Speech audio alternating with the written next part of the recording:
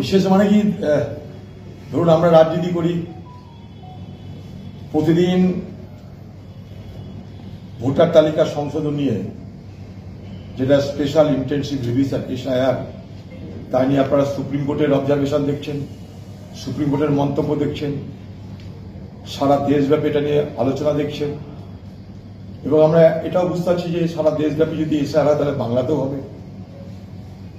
আর বাংলাতে হবে এটা ধরে নিয়ে আমরা আমাদের মতন করে প্রস্তুতি নেওয়া শুরু করেছি। একটাই প্রস্তুতি, যে কোনো মানুষের যাদের বৈধ ভোটার ভোট দেওয়ার অধিকার যেন কোনোভাবেই কেউ কেড়ে নিতে না পারে, বা তার থেকে যেন তারা কোনোভাবেই বঞ্চিত না হয়, এইটাই আমাদের লক্ষ্য। আমাদের নেতা রাহুল গান্ধী সেই লক্ষ্যেই সারা দেশ জুড়ে আপনারা দেখেছেন আন্দোলন করছে, এবং রাহুল গান্ধী এদিন থেকে এই বিষয়টাকে উত্থাপন করতে আরম্ভ করেছে। রাহুল গান্ধীর পাশাপাশি রাহুল গান্ধীর দেখা দেখে ভারতবর্ষের অন্যান্য বিরোধী দলগুলোও রাহুল গান্ধীকে সমর্থন করে একই কথা বলেছে। এবং বিহার তার জ্বলন্ত উদাহরণ, যে বিহারে নির্বাচনের আগে হঠাৎ করে এসআইআর এর নামে 65 লক্ষ মানুষের বৈধ ভোট দেবার অধিকারকে কেড়ে নেওয়া হয়েছে।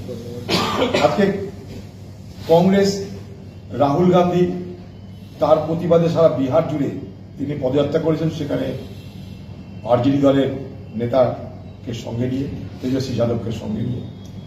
এবং আপনারা দেখতে পাচ্ছেন যে আন্দোলন যেমন সমাজকে আলোড়িত করেছে, রাহুল গান্ধী নেতৃত্বে ভোটের অধিকারের আন্দোলন যেমন সমাজকে আলোড়িত করেছে, তেমনিভাবে দেখবেন ভারতবর্ষের যে বিচার ব্যবস্থা তারাও কিন্তু সক্রিয় হয়েছে। আমি এই কথা বলছি না যে রাহুল গান্ধীর জন্য সক্রিয় হয়েছে, কিন্তু রাহুল গান্ধী যখন শুরু করেছিল, এই আওয়াজটা যখন উঠিয়েছিল প্রথম, তারপরে বিচার ব্যবস্থার কাছে গিয়েও আমাদের পার্টি, অন্যান্য বিরোধী দল তারাও দরবার করেছিল যে কোনোভাবেই যেন ভোটারদের অধিকার থেকে তাদেরকে বঞ্চিত করা না হয়। আজকে সেই সুবাদে যে আলোচনা, তার পরিপ্রেক্ষিতে বাংলাতেও যেটা সত্য সেটা হলো এই, ভোট দেওয়ার অধিকার একটা আলোচনার বিষয়। ভোটার তালিকা তৈরি হওয়ার আগে বাংলায় গ্রামে গ্রামে সাধারণ মানুষের মধ্যে একটা ভয়ের বাতাবরণ, একটা ফিয়ার সাইকোসিস তাদের মধ্যে তৈরি হয়েছে। ভাবছে যে আমরা কি ভোটার লিস্টে নাম রাখতে পারবো কি পারবো না, এটা কিন্তু গ্রামে গঞ্জে একটা চরম আলোচনার বিষয়বস্তু।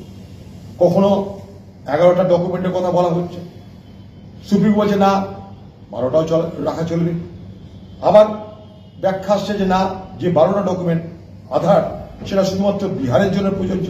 ফলে সার্বিকভাবে মানুষের মধ্যে কিন্তু একটা অদ্ভুত রকমের ধোঁয়াশা, একটা অবিশ্বাসের বাতাবরণ, একটা ভয়ের বাতাবরণ সাধারণ মানুষকে আচ্ছন্ন করেছে। সেই জায়গাটা দাঁড়িয়ে আমার মনে হলো যে একবার সিও সাহেবের সাথে দেখা করি, এনার সঙ্গে